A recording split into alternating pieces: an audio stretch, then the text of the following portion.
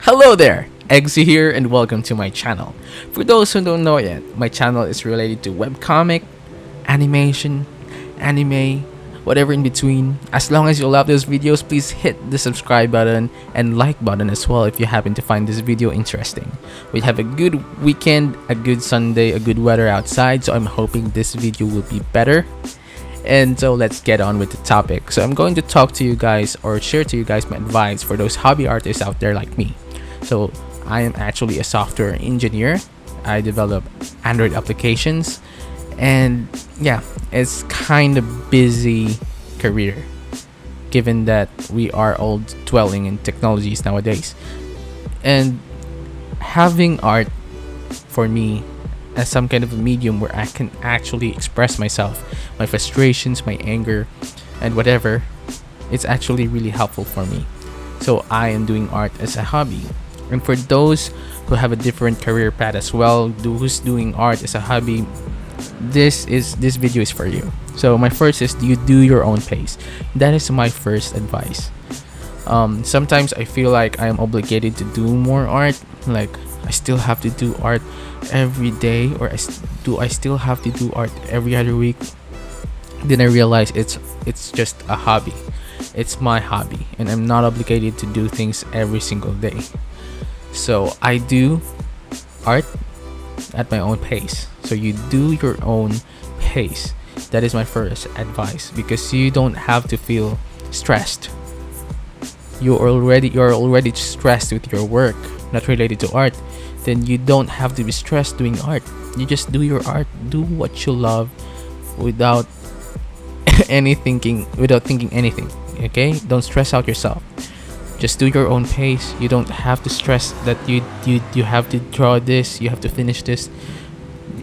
What's more important is you enjoying what you do, and you are doing what you love, and at the end of the day you have expressed all of those things. You have relieved yourself, you have distressed yourself. That's more important. Okay, so that's my first advice. My second advice is slowly dive in the fundamentals. So why do I say this? So I know some artists out there are just doing art right out of the bat, like without any consideration of the basics and fundamentals, and that's okay because I did that as well. And for those who have, like, there are actually like people out there who graduated art school who are actually very strict with their painting or drawing process. But for us hobby artists, we happen to, like, we don't have the opportunity. We didn't have the opportunity to go to art school.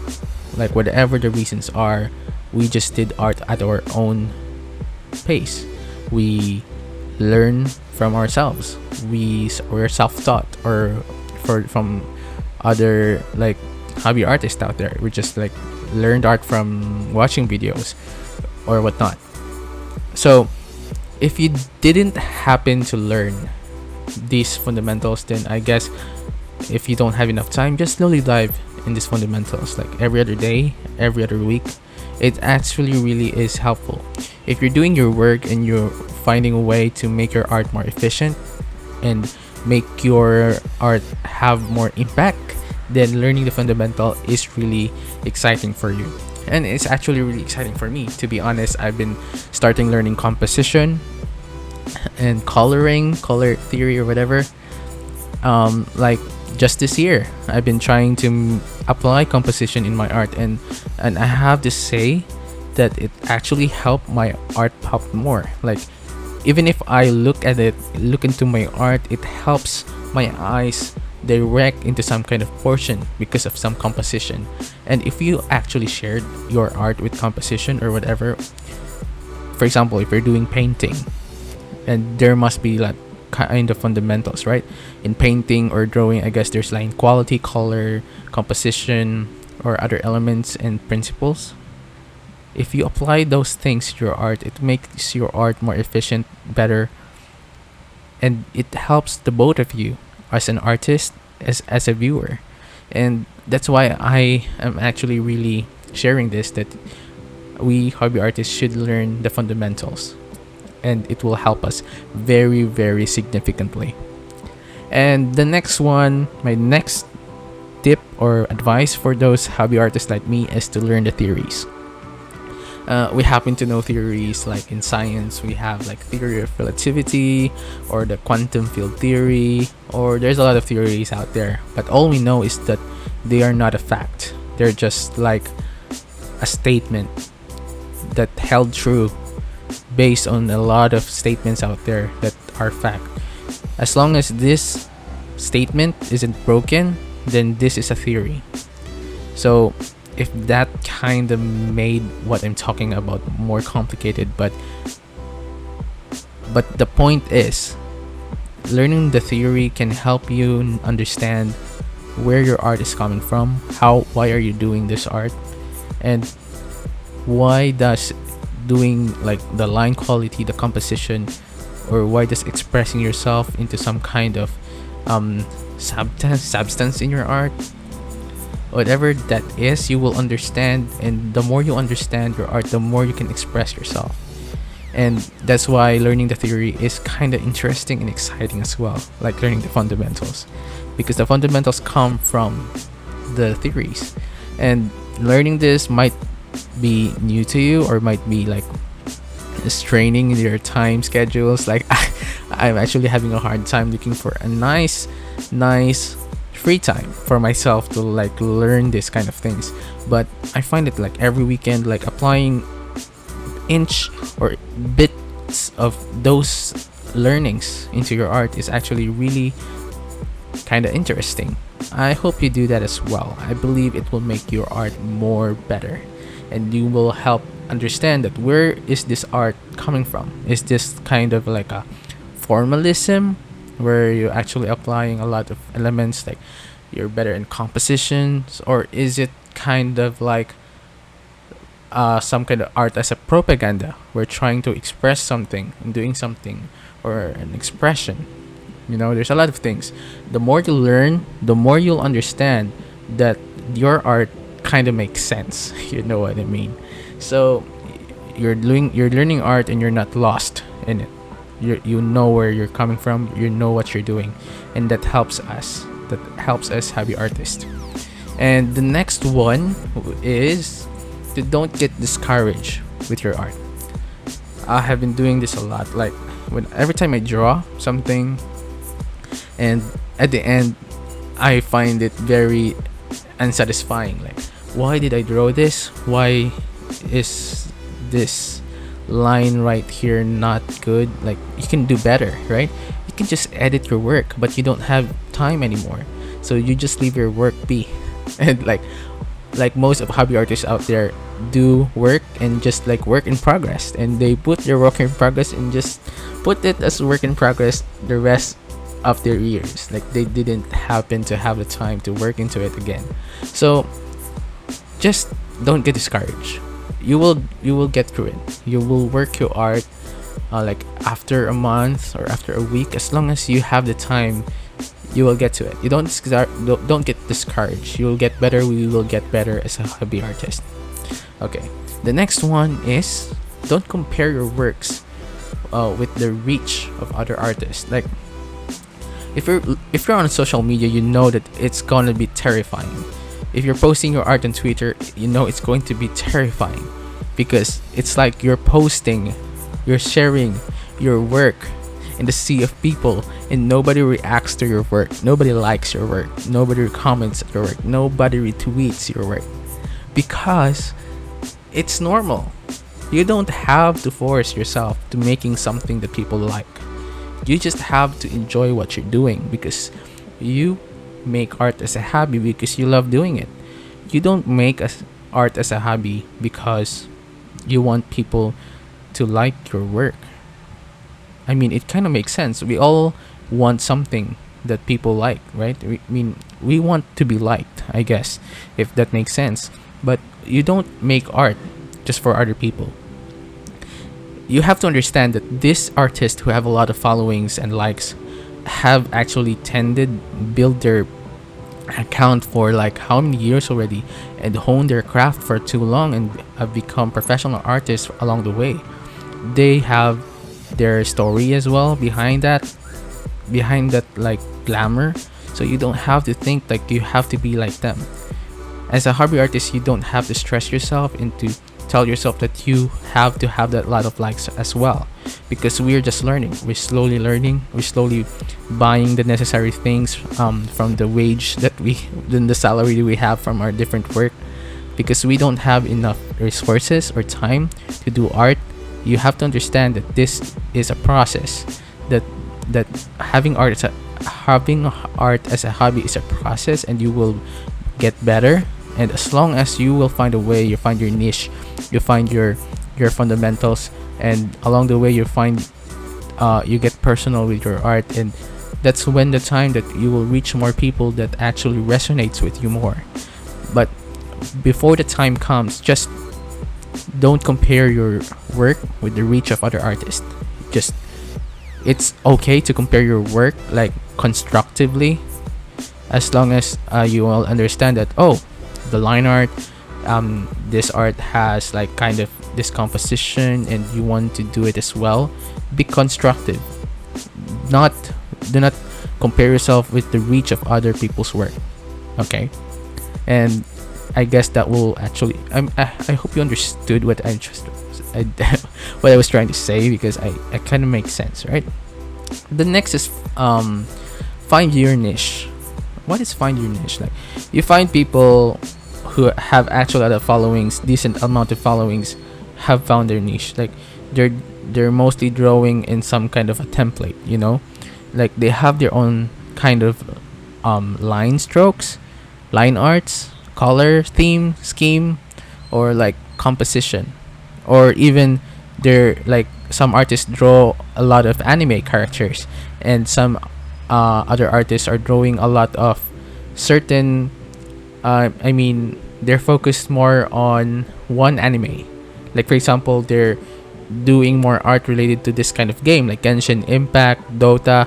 Like, they have their niche, they know what they're trying to do, they're reaching a certain market in the population. That's why they have reached a lot of people, because like a certain amount or a certain portion of this population, no matter how vague or how unique this niche is, there will be like 1,000 people out there, or even 1,000,000 people out there who is interested with your work. Like, if you want to draw cute puppies and only cute puppies, and with your unique kind of art style, it will reach a lot of people. So find your niche along the way. So you draw every other week, you draw every other month, and slowly you're trying to improve your art style, and you are getting better at your art style and fundamentals, and you will find your niche. And as long as you find your niche, as long as you enjoy what you're doing, what you're drawing, then it's a win-win, right? Your followers win because they get to see more of your work, and you win because you get to draw more things that you like, that people actually like. So that's find your niche. So find your niche. The next is don't get rusty. I understand that most of us hobby artists don't have exactly 24/7. We don't have a lot of time. Like, some of us only have weekends, some of us only have like one day every week, I believe.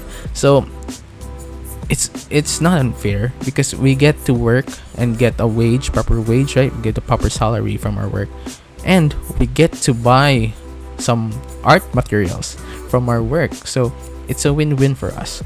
But the disadvantage is we don't really have a lot of time to do art, which actually we really like. So you have to take note that you don't want to get rusty. You want to exercise art every now and then, like, even if it's slow, but just get a scratch of paper and just draw basic hands, eyes, and the face, just to like express yourself. I know that some of the hobby artists out there are like me, where if like they're waiting for a time to finish some work and they get stressed or like bored, then they draw anything, whatever they like with their hands, and even unconsciously they're like drawing strokes, whatever. So don't get rusty. And the next thing would be, don't be afraid to get lost in the process. What's really exciting here is when you try to draw and you get lost in the process, you become one with the state of flow. You become in a state of flow where you didn't realize that time is already running so fast that after you finish your work, it's already done. It's already morning and you forgot to sleep. I mean, that kind of being lost, you know what I mean? Like, you don't have to focus on a lot of things. You don't have to